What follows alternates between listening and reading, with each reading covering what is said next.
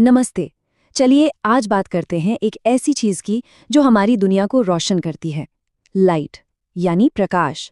हम इसे हर दिन हर पल देखते हैं, पर क्या हम सच में जानते हैं कि ये है क्या और ये काम कैसे करता है?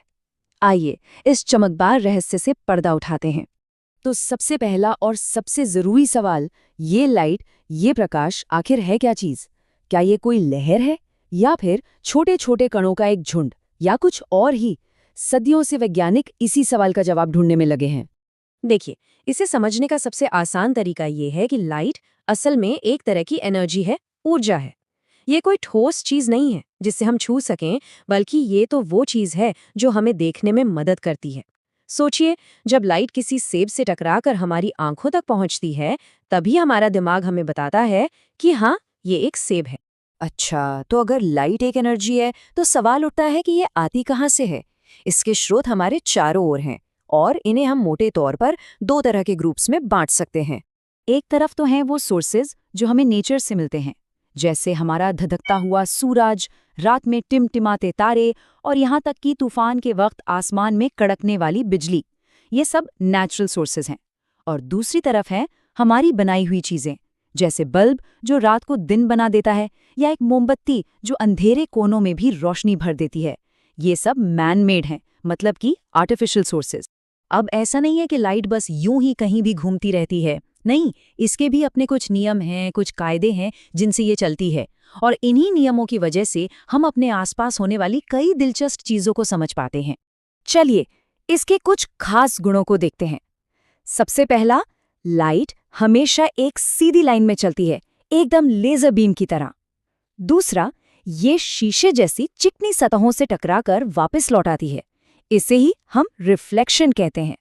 तीसरा, जब ये पानी या कांच जैसी किसी चीज से गुजरती है तो ये थोड़ी सी मुड़ जाती है, जिसे हम रिफ्रैक्शन कहते हैं। यही वजह है कि पानी के गिलास में रखी पेंसिल हमें मुड़ी हुई दिखती है।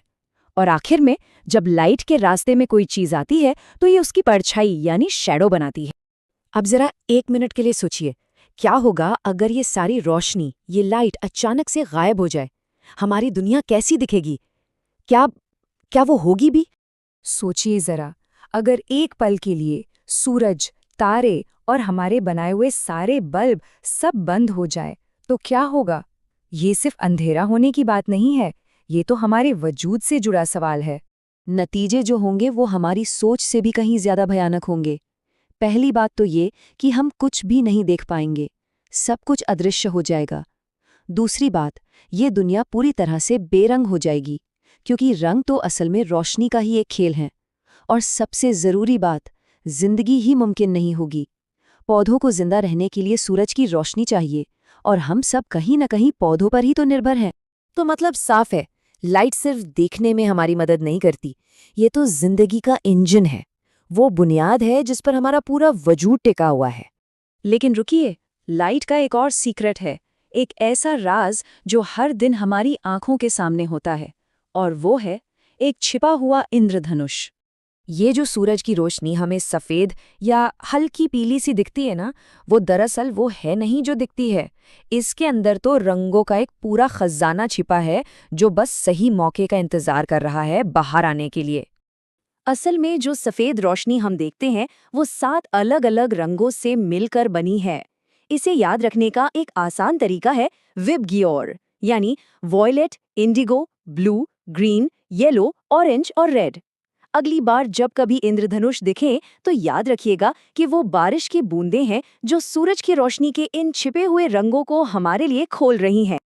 तो अगली बार जब कोई बल्ब जले या खिड़की से सूरज की रोशनी अंदर आए तो एक पल के लिए जरूर रुकिएगा। सोचिएगा कि लाइट सिर्फ साइंस नहीं है, ये हमारे जीवन की कला है, रंग है और ऊर्जा है। क्या सच में प्रकाश के बिना किसी दुनिया की कल्पना भी की जा सकती है? ये सवाल मैं यहीं छोड़ता हूँ।